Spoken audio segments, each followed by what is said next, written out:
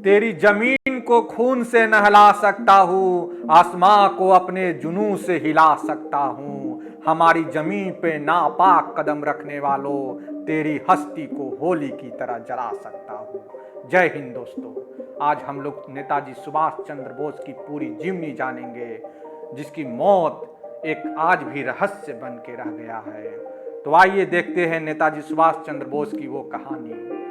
नेताजी सुभाष चंद्र बोस का जन्म 23 जनवरी 1897 को उड़ीसा में कटक के एक संपन्न बंगाली परिवार में हुआ था। बोस के पिता का नाम जानकीनाथ बोस और मां का नाम प्रभावती था। जानकीनाथ बोस कटक शहर के मशहूर वकील थे। प्रभावती और जानकीनाथ बोस की कुल मिलाकर 14 संतानें थी, जिसमें 6 बेटियां और 8 बेटे थे। सुभाष चंद्र बोस उनकी 9वीं संतान और 5वें बेटे थे। अपने सभी भाइयों में से सुभाष चंद्र बोस को सबसे अधिक लगाव शरद चंद्र बोस से था।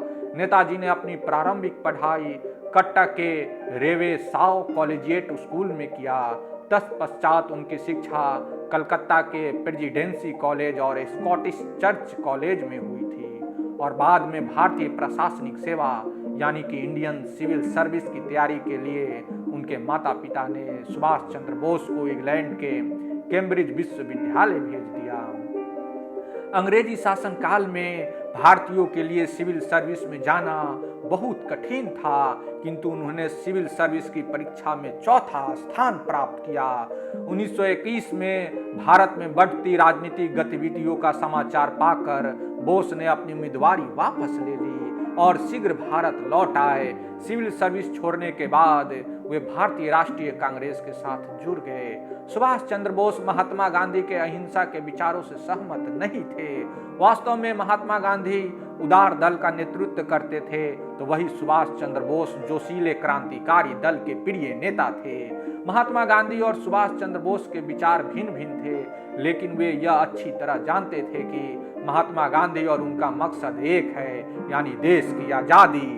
सबसे पहले गांधी जी को राष्ट्रपिता कहकर नेताजी ने ही संबोधित किया था। 1938 में भारतीय राष्ट्रीय कांग्रेस का अध्यक्ष निर्वाचित होने के बाद उन्होंने राष्ट्रीय योजना आयोग का गठन किया। यह नीति गांधीवादी आर्थिक विचारों के अनुकूल नहीं थी। 1939 में बोस पुनः एक गांधीवादी प्रतिद्वंदी को हराकर विजयी हुए। गांधी ने इसे अपनी हार के रूप में लिया। उनके अध्यक्ष चुने जाने पर गांधी जी ने कहा कि बोस की जीत मेरी हार है, और ऐसा लगने लगा कि वह कांग्रेस कमेटी से त्याग पत्र दे देंगे। गांधी जी के विरोध के चलते इस विद्रोही अध्यक्ष ने त्याग पत्र देने की आवश्यकता महसूस की। गांधी के लगातार विरोध को देखते हुए उन्होंने स्वयं कांग्रेस छोड़ दी। इस बीच दूसरा विश्व युद्ध छिड़ गया। बोस का मानना था कि अंग्रेजों के दुश्मनों से मिलकर आजादी हासिल की जा सकती है। उनके विचारों को देखते हुए उन्हें ब्रिटिश सरकार ने कोलकाता में नजरबंद कर लिया, लेकिन वह अपने भतीजे शिशिर कुमार बोस की सहायता से वहां से भाग निकले और वह अफगानिस्तान और सोवियत संघ होते हुए जर्मनी जा पहुंचे। सक्रिय राजनीति में आने से पहले नेताजी ने पूरी दुनिया का लगभग भ्रमण कर लिया था। वह 1933 से 36 तक यूरोप में रहे थे। यूरोप में यह दौर था हिटलर के नाजीवाद और मुसोलिनी के फांसीवाद का। नाजीवाद और फांसीवाद का निशाना इंग्लैंड था, जिसने पहले विश्व युद्ध के बाद जर्मनी पर एक तरफा समझौते थोपे थे। वे उसका बदला इंग्लैंड से लेना चाहते थे। भारत पर भी अंग्रेजों का कब्जा था और इंग्लैंड के खिलाफ लड़ाई में नेताजी को हिटलर और मुसोलिनी में भविष्य का मित्र दिखाई पड़ रहा था। दुश्मन का दुश्मन दोस्त होता है। उनका मानना था कि स्वतंत्रता हासिल करने के लिए राजनीतिक गतिविधियों के साथ साथ कूटनीतिक और सैन्य सहयोग की भी जरूरत पड़ती है। सुभाष चंद्र बोस ने 1937 में अपनी सेक्रेटरी और ऑस्ट्रियन युवती एमिली से शादी की। उन दोनों की एक अनीता नाम की एक बेटी भी हुई, जो वर्तमान में जर्मनी में सब परिवार रहती है। नेताजी हिटलर से मिले। उन्होंने ब्रिटिश हुकूमत और देश की आज़ादी के लिए कई काम किए। उन्होंने 1943 में जर्मनी छोड़ दिया, वहां से जापान पहुंचे।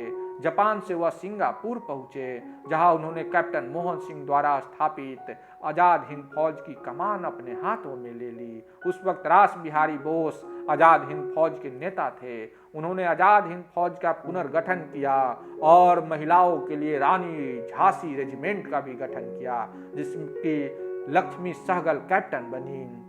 नेताजी के नाम से प्रसिद्ध सुभाष चंद्र बोस ने सशक्त क्रांति द्वारा भारत को स्वतंत्र कराने के उद्देश्य से 21 अक्टूबर 1943 को आजाद हिंद सरकार की स्थापना की तथा आजाद हिंद फौज का गठन किया। इस संगठन के प्रतीक चिन्ह पर एक झंडे पर दहाड़ते हुए बाघ का चित्र बना था।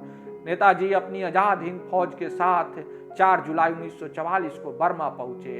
यहाँ पर उन्होंने अपना प्रसिद्ध नारा तुम मुझे खून दो मैं तुम्हें आजादी दूंगा, यह नारा उसने दिया। पर किस्मत किसका कौन देखा है। वक्त आ गया 18 अगस्त 1945 को, जब टोक्यो जा रहे थे तभी ताइवान के पास नेताजी की एक हवाई दुर्घटना में दुखद मृत्यु हो गई, लेकिन उनका शव नहीं मिल पाया, जिस कारण नेताजी की मौत का सच अभी तक दुनिया के सामने नहीं आ पाया है। आज भी नेताजी की मौत का सच एक रहस्य बन के रह गया है। उम्मीद है दोस्तों आप लोग को ये कहानी पसंद आया होगा। आप अपना सुझाव हमें कमेंट करके बता सकते हैं। जय हिंद।